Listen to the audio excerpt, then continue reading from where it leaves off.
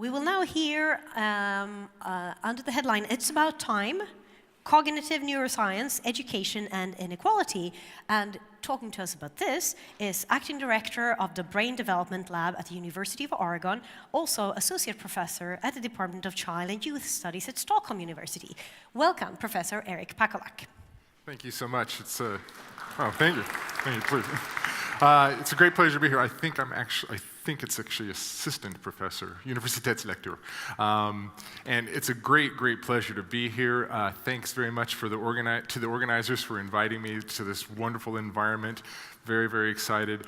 I want to start by saying something about my title. I realized it might sound a little more cheeky, for lack of a better term, than I meant it. Like, oh, it's about time, finally. I meant it to be more optimistic, as I hope you'll get from this talk. So perhaps I should have said, oh, it's time for these important fields and this important interdisciplinary work to come together in ways that I think can address some pretty important problems that we face as a society. So just an outline of what I hope to cover today. First of all, I'm going to talk a little bit about inequality broadly, which is a large and growing problem, both in Sweden and internationally. And then I want to talk about some interdisciplinary approaches that I think have great potential for addressing these pressing issues, and specifically considering the effects of early adversity and neuroplasticity. In our work in our lab, we characterize neuroplasticity as a double-edged sword.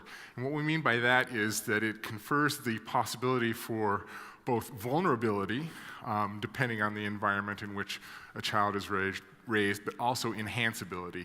And so I want to really focus on the enhanceability part of that double-edged sword today as an opportunity for evidence-based approaches.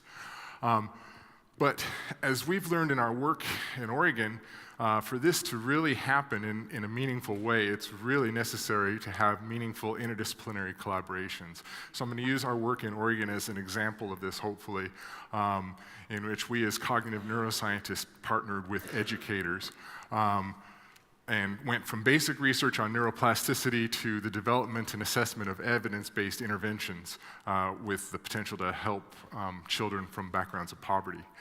And then I want to emphasize the importance of bidirectional collaborations, and I'll provide some examples from our work for that as well. And then finally, I want to point to some exciting future directions that are happening here in Sweden and Stockholm University. I want to start with acknowledgments because I always run out of time at the end, and it's really important to note that I'm just lucky enough to be able to talk to you about this work today, but it's a large group of wonderful people back at the University of Oregon, as well as our partners in education. I'll tell you a lot more about these folks, our partners at Head Start of Lane County in our community in Oregon, as well as the funders, the Institute of Education Sciences, and a wonderful grant project that I'll tell you about that was funded by the Department of Health and Human Services, both in the United States. And I also want to start with a, unfortunately, rather sad acknowledgement. Helen Neville, the founding director of our lab in Oregon, unfortunately passed away this last fall after a long illness. She's a pioneer in the field of developmental cognitive neuroscience, and I'm now known as the guy who cries during talks in Sweden, so try to keep it together here. But she's really the driving force behind the work that I'll present today. I could, of course, go on and on about her amazing career and her legacy, but the part that I just want to briefly highlight is her commitment to both rigorous science and social justice, and this belief that we can combine rigorous science with important issues related to social justice and make meaningful change. And she walked the walk, whether it was teaching school children in the Cuban countryside about neuroplasticity, or we took a lot of time and resources to make a free video program for parents and educators, anybody who cares about children, about the effects of experience on brain development, called Changing Brains. She was very proud of, and she won many awards in her long and illustrious career, but one that she was most proud of was this award that she won from our partners at Head Start of Lane County for our work with them over the years. So I encourage you to look out next year for a volume put together by our friends and colleagues Aaron and Jordana, Changing Brains Essays on Neuroplasticity in honor of Helen Neville.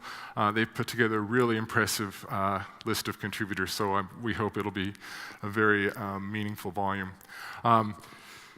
Thanks to Helen, I like to end our talks with this favorite quote of hers, and now mine and ours, but I'm going to start the talk with this quote, if you don't mind, from Bertrand Russell, because we believe that a habit of basing one's convictions upon evidence would go a long way toward curing most of the ills from which the world suffers. So, in that context, I'd like to tell you about our work in this area. So we're interested in neuroplasticity and the effects of experience on brain development beyond the university community. So that means considering questions involving poverty and inequality. So a couple of important caveats to begin with. First of all, poverty is, of course, a very complex construct. There are multiple conceptual definitions and indicators. It can differ between cultures. We're not pretending it's not complex. All definitions, to some degree, involve some loss of skills and rights. And also, there's emerging evidence that different measures of poverty and different measures of early adversity can be associated with distinct outcomes. But the most common used proxy measure, and the measure that we use in most of the work I'll discuss today, is socioeconomic status. And so that's usually assessed by measuring parental education, parental occupation, and sometimes family income or income to needs ratio. So it's a complex issue, to be sure. Second caveat, especially with regard to studies of neuroscience and poverty, not representative. First of all, this is one of the aspects I was hoping to capture in my title, but happily, more and more studies in this area are emerging, but most of them pretty recent, and most importantly, 90% of them from the United States, Canada, and the UK. So we have a great need for an increase in both interdisciplinary work and cross-cultural work. So important caveats in that area as well. A couple of important general patterns, and I'm going to provide, this is not real data, this is representative data, but a couple of general patterns that hold, and I'll provide data for this. First of all, with regard to differences between socioeconomic status in a given environment, be it neighborhood level, societal level, even at the level of countries. Typically, the steepness of the gradient, that is the degree of inequality or the difference between higher and lower socioeconomic status backgrounds, predicts a steeper gradient in outcomes on a wide range of measures. Also, and a very important point here, the entire society is affected. So generally speaking, more equal societies do better. And so this is illustrated here. You can see Sweden. Helen loved Cuba, so she put Cuba on here as well. Again, this is just representative, but generally speaking, there's a steeper gradient in both outcomes, and entire societies with steeper inequality gradients tend to do worse. Now, for some data on this, first of all, I typically talk about these issues in the United States. So I usually start by pointing out that we are among the most unequal of OECD countries. So I've added Sweden. Sweden is actually one of the most unequal. The least unequal. Whoa, sorry. The least unequal. Maybe I'll have a sip of water. Just the dry mouth, that's all. Among the least unequal, but inequality is rising internationally, and this is actually the case in Sweden as well. So over the last 40 years, in most contexts, we've seen a rise in inequality, and this is the case for Sweden as well, though still in much better shape than in the United States. Now for some data on this, I've just selected a few studies. First of all, inequality is related to educational outcomes. A lot of data from different PISA studies over the years have captured this. So this is looking at inequality and educational outcomes, math scores at age 15. It's also related to a wide range of outcomes that are captured wonderfully in this book called The Spirit Level, the work of Wilkinson and Pickett, which I highly recommend. And this is just a composite of health and social problems. And as you can see, again, I usually give this talk in the United States. We're almost an outlier on both measures, and Sweden is doing much better. But you can see this linear relationship between inequality and outcomes. So even though Sweden on an international level is one of the least unequal nations in the world, you still see these patterns evidenced even in more equal societies. First of all, there are differences in inequality as a function of municipality across Sweden. And secondly, some studies, and I want to be very cautious here because I'm just getting started on this, it's very complex, but I have, there's certainly research on this in Sweden that has uncovered relationships between inequality and, for example, self-reported health, mortality, obesity in children. As I'll tell you later, this is something I'm hoping to study more in my position at Stockholm University. So this leads to the question, what can we do about this? And it is, of course, a very complex situation, not pretending otherwise, ultimately requires decisions and decisions at the policy level. But in terms of our research program, we were wanting to think about what can we do to improve outcomes for children from backgrounds of poverty. And so one approach, and the approach that we've taken, is to study and target mechanisms that underlie this biological embedding of early experience that is evident in outcomes into adulthood. And so by better understanding these mechanisms and targeting these mechanisms, we can develop evidence-based approaches that we think can ameliorate some of these problems. This is also a very complex issue. There's a lot of progress being made, a lot of interdisciplinary research. We have a recent paper in the Annual Review of Psychology that covers some of these different areas, including both neurocognitive function, neuroendocrine function, autonomic nervous system function, immune system function. So even at the level of systems, it's a very complex situation. Today, I'm just going to focus on the neurocognitive aspect of this, and specifically two primary pathways that have been identified as both particularly sensitive to the effects of early experience in development, especially early experience associated with early adversity, and then also foundational skills, so language and stress, including aspects of self-regulation. These are foundational skills that are important for a wide range of outcomes, both school readiness onto academic outcomes, participation in the economy, adult outcomes. And again, these systems, as I'll show you, are highly sensitive to the experiences associated with poverty and early adversity, but also highly malleable. That's another important point. Brief note about methodology. The primary methodology that we use in our lab in Oregon to study these issues is event-related potentials.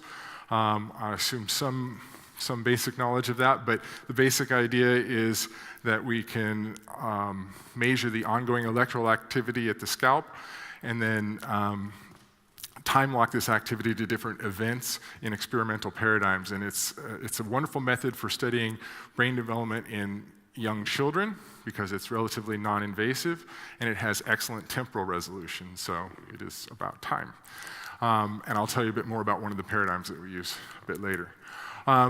So the first part of this that I want to talk about is language. There's an extensive body of literature going back to probably even further than this, but the seminal work of Hart and Risley, who actually looked at differences in children's experience with regard to the both amount and types of vocabulary that they were being exposed to, and found that there were profound differences as a function of socioeconomic status. This has given rise to the 30 million word gap, which refers to the idea that by age 5, a child from a higher socioeconomic status family has heard perhaps 30 million more words than a child from a lower socioeconomic status background. Socioeconomic status has been related to multiple aspects of cognition, but language is one of the most consistently documented relationships in studies that have looked at multiple aspects of cognition. Evidence is also finding that these relationships can be documented relatively early in development. Great work by Anne Fernald and her colleagues at Stanford University have found these relationships with regard to vocabulary learning already at 18 months, and that these effects at 18 months also affect the trajectory of vocabulary learning out to 24 months, and I believe they've gone even farther than that. Some work that we did in our lab at the University of Oregon, we were interested in the degree to which these patterns might be evidenced in adults. So adults from different backgrounds, so going beyond the typical undergraduate university community. And we found a correlation between, again, this is just a correlation, just retrospective self-report of their childhood socioeconomic status and their scores on a behavioral measure of language proficiency in their native language. So some evidence suggesting that these effects might endure into adulthood. Again, only a correlation. But we also found a similar relationship with brain function. So the brain response at 100 milliseconds to grammatical violations in an ERP language paradigm, we found that this early 100 millisecond response was significantly correlated with self-reported socioeconomic status in childhood, even controlling for adult language proficiency, adult working memory capacity, and adult educational attainment. Again, just a correlation, just retrospective self-report, but suggesting that some of these patterns that are evident in childhood might endure into adulthood. And then, please interpret this with caution. These are unpublished data from our lab looking at these relationships in 3 to 5-year-old children.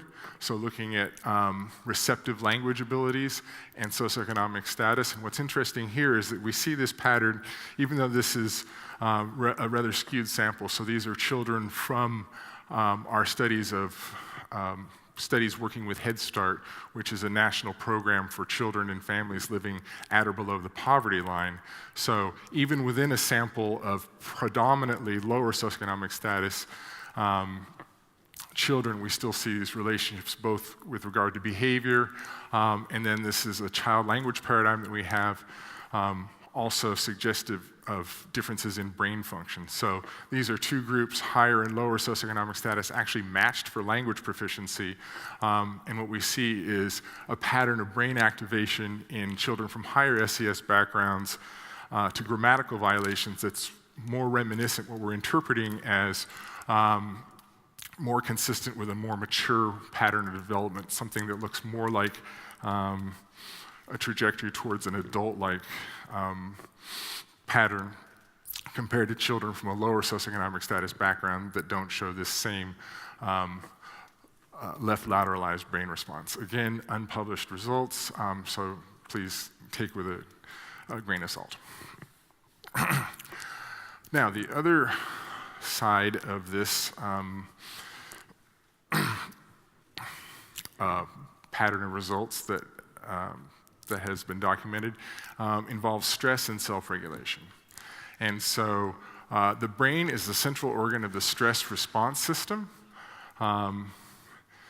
And particularly this is good and bad, right? So it's good because you want a very well-tuned stress response system to respond quickly to different changes in stressors in your environment. But the same parts of the brain that are very important for this stress response system are the same parts of the brain that are very important for aspects of self-regulation and executive function. So the prefrontal cortex, which is important in down-regulating a stress response system. The hippocampus, which is important for aspects of learning and memory, also very important in down-regulating this stress response system. And then the amygdala, which is important in aspects of emotional processing and perceptions of threat is very active in upregulating this stress response system. And so these parts of the brain that are very important for regulatory behavior and for learning and memory are very sensitive, exquisitely sensitive to glucocorticoids, the chemical stress response. And that has implications for the development of these systems that are important for regulation and for learning and memory.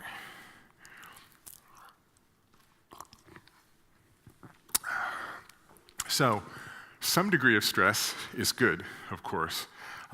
Moderate levels of stress, moderate increases in stress actually maximize your attention and self-regulation behavior. And that's a good thing, again, to have a flexible and adaptive stress response system in a changing environment. But when you rise above these moderate levels, there's a shift from a more reactive response, a more reflective response, to a more reactive response to experience, which is good, right? You want that if you have, especially an immediate threat in the environment. The joke that I kind of use when I'm teaching about this is, imagine that a tiger walked in that door right now, right? Would you continue listening to me, as interesting as this may be? Probably not. You would actually, your brain would mobilize a chemical cascade of responses that would help you mobilize the resources to hopefully escape that tiger. And this involves the amygdala, which is very sensitive to threats in the environment, activating these stress pathways and basically slowing down or shutting down the regulation from the prefrontal cortex. And so again, that's a good thing. If a tiger walks through that door, you want that type of response. You want this shift from a reflective or top-down sort of mode of processing to a more reactive mode of processing, right? To paraphrase one of my favorite researchers, Robert Sapolsky, you don't want your prefrontal cortex in the way if there's a tiger trying to eat you, right? You don't want that. And so that is adaptive to responding to threats in the environment. The problem becomes when stress is chronic over time.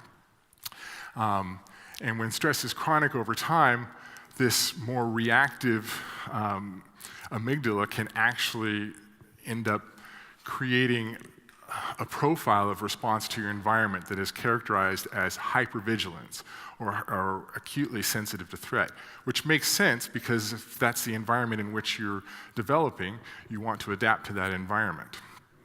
So it's adaptive.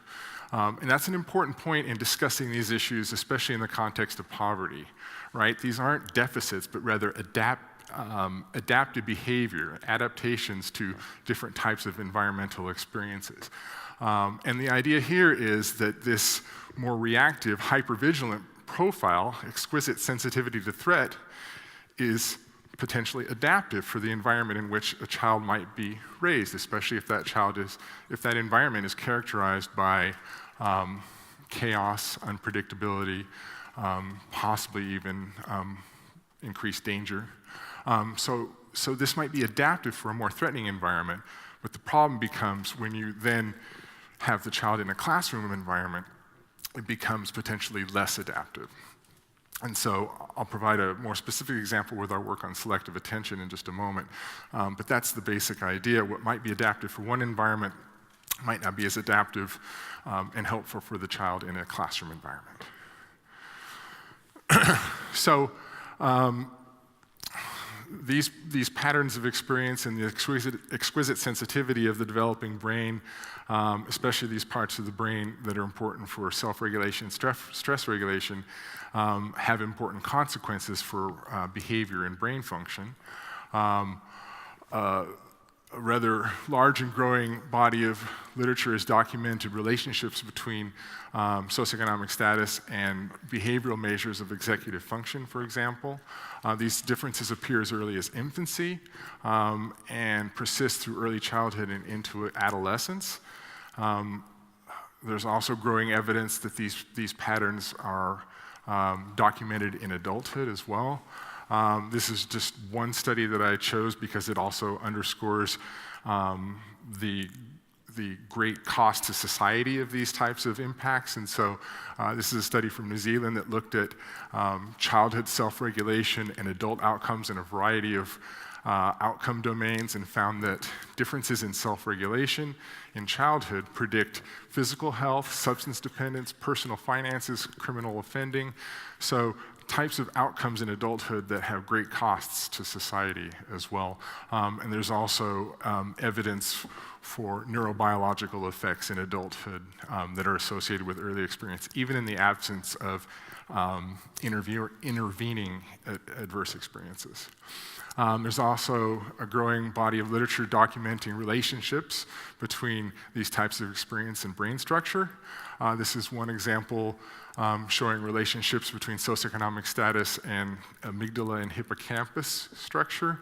Also evidence documenting similar patterns with the prefrontal cortex as well, which is consistent with a rather large body of evidence from the animal literature that shows even more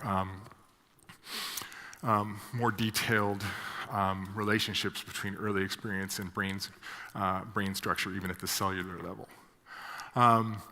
Now to talk about the aspect of self-regulation that our studies have focused on at the University of Oregon, and that's sustained selective attention. And that's basically what you're doing right now. Thank you very much. You're paying attention. I very much appreciate that. Of course, it's a bit easier because I'm a big guy with a loud voice and a microphone saying things that are hopefully somewhat interesting, right? And it's a quiet room. But if we were at a really crowded party, having a beer later, talking about this, and there's a lot going on, a lot of noise, you could also have a conversation in that crowded environment. But it might be a bit more difficult, and you might need to use selective attention. So you can use your brain to actually, in that crowded environment, you can use your brain to actually turn up the volume on what I'm saying, and you're actually not only turning up the volume on what I'm saying, but also suppressing distracting information in the periphery.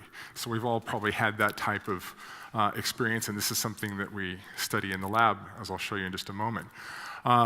So we consider sustained selective attention as I mentioned earlier, as a foundational skill and as something of a force multiplier, because it's domain general and it has rather broad-reaching impacts on different aspects of cognition. So differences in selective attention have been associated with general academic skills and specific aspects of cognition, including speech segmentation, working memory, and nonverbal IQ. So thus, we consider it a potentially important mechanism for the type of work that I'm talking about today with regard to early adversity and adverse outcomes, and it was our neurobiological target for the intervention work that I'll tell you about in a moment. So based on the pioneering work of Steve Hilliard at the University of California, San Diego, we adapted a selective attention paradigm for use with children. We use it with adults as well, and I'll try to play a clip for you, but this is how we study sustained selective attention in the lab. So the basic idea is you get an electrode cap on, you're in a nice comfortable chair, maybe have some candy or something very comfortable, and then we play two different stories simultaneously. So one story from a speaker on the right periphery, one story from a speaker on the left periphery, and we ask the child or adult to selectively attend to one of the stories while ignoring the other stories. The beauty of this scientifically is that we're measuring the brain response to the same physical stimuli. So you'll hear some embedded probes in both stories. The same physical stimuli, so that what we're essentially looking at, counterbalancing everything, of course, is the brain's response to the same stimulus when attending and when asked to ignore that stimulus. So hopefully this will work. This is just a little bit of a taste of what it would sound like. Kangaroo. Harry was a white belonged dog to with Lily. black spots. He was her very own He loved kangaroo. all his neighbors, But all sometimes except when Lily one. was very naughty, He did she not would say, love the lady next "But you, door. blue kangaroo." The lady But next blue door kangaroo would sang. look She at sang Lily, but high say and nothing. loud. But one So, a bit challenging, but you can do it. I've run adults in this, and it's kind of funny. I say, oh, this is a paradigm we have for small children. Oh, yeah, no problem. And then you run the first bit, and they're like, oh my gosh, that's really, really difficult. But small children can do it. This is what we This is what we typically see, even children as young as 3. Basically, there is an enhanced response with selective attention to the same physical stimulus at 100 milliseconds. But as you can see, we see differences as a function of socioeconomic status. Specifically, children from lower socioeconomic status backgrounds don't show this same neural enhancement with selective attention that we see in children from higher socioeconomic status backgrounds. We've replicated this with a larger sample, limited to 4-year-olds. That was a smaller sample with a relatively large age range. And we see a similar pattern of results, and we've also, as I'll tell you later, replicated it once again. And then what we found in this first study was that the differences as a function of socioeconomic status were specific to the brain response to the unattended channel. So that is differences in the children's ability to suppress distracting information. And so, again, we consider this adaptive in certain environments, right? So if you're growing up in, say, a more threatening or more chaotic environment, then it might be adaptive to not suppress distracting information in the periphery to the same degree.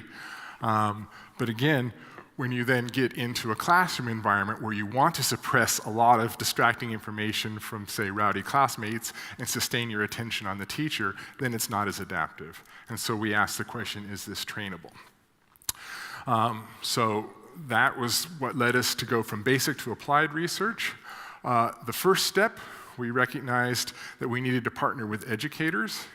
And so this was one of the first things that we did. We hired an experienced school teacher, Scott Klein, to help us develop these evidence-based materials to train these mechanisms.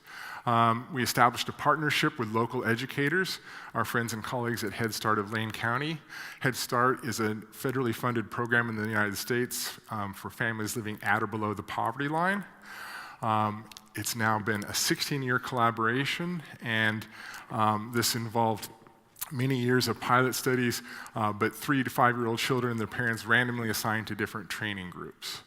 After a lot of hard work and piloting, the intervention that we developed that was most effective was a 2-generation approach. 2-generation approaches just refer to programs that combine components or training programs that are targeting children and targeting parents. And so this has been identified as a rather promising strategy for targeting families living at or below the poverty line. It's one of the goals of Head Start since its inception. And so the specific intervention that we developed, as I mentioned, started with the identification of a candidate neurobiological target. Really crucial to this work was a long-time partnership with our educators in our community. Also crucial was decades of pioneering research on successful parenting by our friends and colleagues at Oregon Social Learning Center. So another experienced educator, Jessica Fanning, worked closely with Phil Fisher and others from OSLC to adapt a parenting program that they had developed at OSLC that became the parent component of this 2-generation approach. And then, as I've said, evidence on SCS-related disparities related to chronic stress and aspects of parent language input. These programs have been identified as particularly powerful programs that are targeting self-regulation as potentially particularly powerful because self-regulation is not only important for children, but also a core capability for adults in adult workforce participation, a success in the home and the workplace. And so that's another aspect of our work that we're considering as well.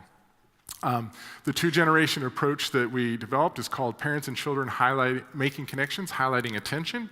It involves a combination of weekly child training that we call the Brain Train, where children are doing evidence-based activities in small groups.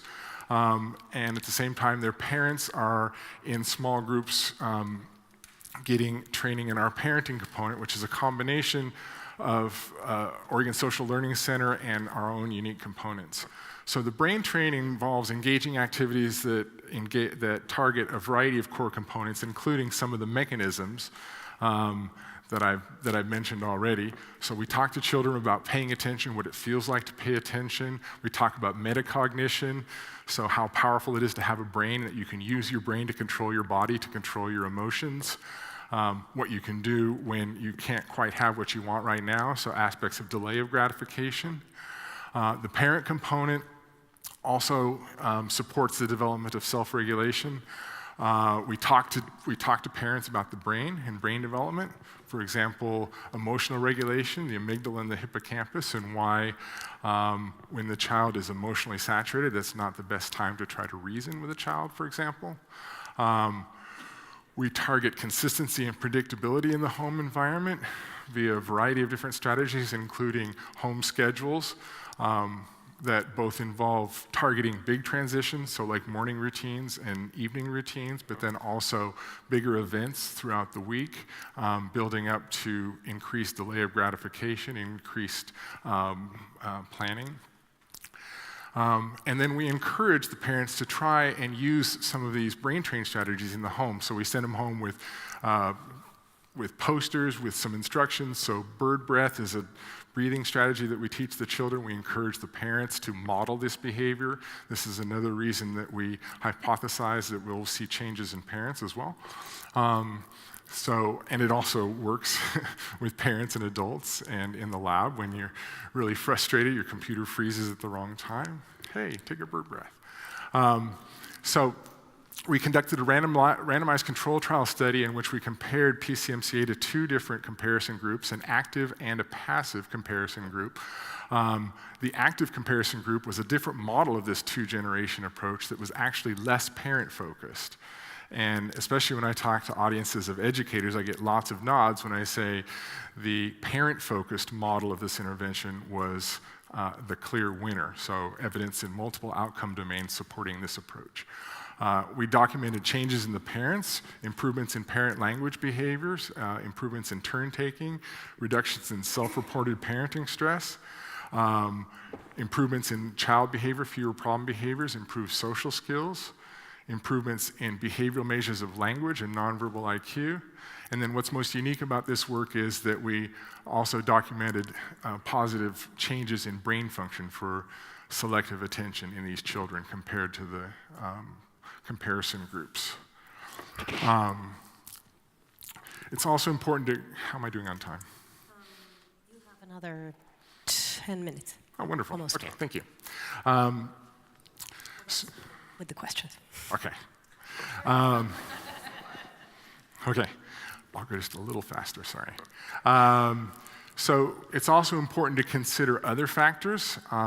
As hopefully you're all aware, genes are not destiny. Genes and environment interact in important ways. So we get DNA from families who consent, and we have preliminary evidence. These are very small n's, so preliminary evidence for gene by intervention effect. So this is looking at a serotonin transporter promoter region genotype, so allelic variation in this genotype.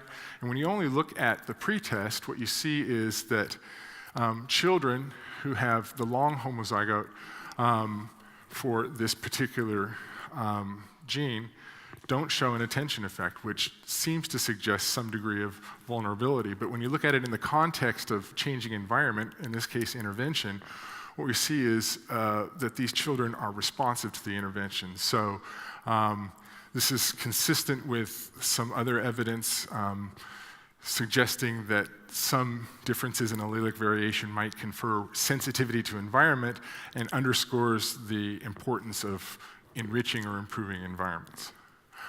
Now I want to talk to you about our current work, which featured a formalization of our collaboration with Head Start of Lane County. This was a grant that we got several years ago called Head Start University Partnerships, Dual Generation Approaches. And it was really a wonderful grant because it was awarded to both entities formally. And so it really represented a fundamental increase in the degree of collaboration between our organizations. And I can't tell you enough how important this was and how many lessons we've learned from this project. So the bidirectional collaboration was crucial to the achievement of the project goals. So we had several different Brain Development Lab and Head Start working groups, and we made joint decisions on different aspects of research design and implementation. This also provided an opportunity to put some theoretical insights into practice. Specifically, both with regard to assessment, so we improved our assessment of hypothesized mechanisms of change in both children and parents, and then to improve this model of a two-generation approach by improving or expanding the emphasis on family stress. And we did this by increasing the integration between what's happening in the classroom and what's happening in the home environment. And we did this by virtue of a different delivery model. We renamed it, did some marketing. So the delivery model in this project is creating connections. Nobody ever actually said PCMC-A, and so this just kind of rolls off the tongue a lot better and represents this change in, slight change in approach as well. So we maintained the 8 weekly small group meeting structure for the parent component of this intervention with multiple meeting days and times. Another exciting part of this project is that we trained BDL, we trained Head Start staff as well to do some of the implementation of the parenting program, and that's been just absolutely wonderful. They're sustaining this program with Head Start staff doing the parent intervention as well. We implemented the brain train component into the classrooms, integrated throughout the school year, but the decision we made to increase the emphasis on family stress was to actually integrate some selected parenting strategies into the classroom as well. The idea here was that we would increase the consistency from the classroom to the home environment. Common vocabulary, different strategies that we work with the parents on. The teachers are doing these strategies as well. So the hypothesis is that having these strategies in the classroom, I'm going to skip this, having these strategies in the classroom would reduce stress for children and would also make the children more familiar with these strategies by the time the parents were starting to work with them and lead to more success for the parents as well. That's been a bit of a mixed bag. I'd be happy to talk about that later. What's nice is this was actually captured in a documentary film. If you'd like to see more, it's actually on Vetenskapens Veld here in Sweden. They did a very nice job of capturing all of these different aspects of what we're trying to do, including some of the classroom work and an activity that we developed that targets both mechanisms of selective attention. So you can see that in the States, it's NOVA, School of the Future. We improved our assessment of mechanisms by adding measures of autonomic nervous system function. So electrophysiological recordings on the chest of cardiovascular activity are relatively pure indices of both parasympathetic and sympathetic nervous system function. And what's exciting about this is that we can acquire these data concurrently with event-related potential, so we can capture the dynamic interaction in different ways between the heart and the brain for underlying stress regulation and aspects of self-regulation. And so far we only have pretest data, but it's actually pretty exciting. So Ryan Giuliano did his PhD work with this data set in our lab, and first replicated our previous work, finding relationships between the unattended channel, so distractor suppression in children, and here we quantified socioeconomic status by the number of risks. And so more SES risk factors was associated with poorer distractor suppression, so consistent with our previous results. And then the added component here was finding relationships specific to sympathetic nervous system arousal. So what we found was that sympathetic nervous system function mediated this relationship between socioeconomic status and distractor suppression in children. And I don't have time to go into it, unfortunately, but the sympathetic nervous system isn't as flexible as the parasympathetic system, and so one hypothesis is that this might be a biological cost for achieving better cognitive performance in children from lower SES backgrounds. So stay tuned. We're testing these outcomes on a variety of measures, and we have final analyses ongoing. I want to end by highlighting some exciting future directions that are happening here in Stockholm now that I'm here in Sweden at Stockholm University. And really at the center of many of these future directions is a wonderful project called Hjärnvägar i förskolan, Brainways in Preschool. that is an absolutely outstanding example of interdisciplinary collaboration by our friends and colleagues led by Hillevi Lentz-Tegucci and Tove Gerholm.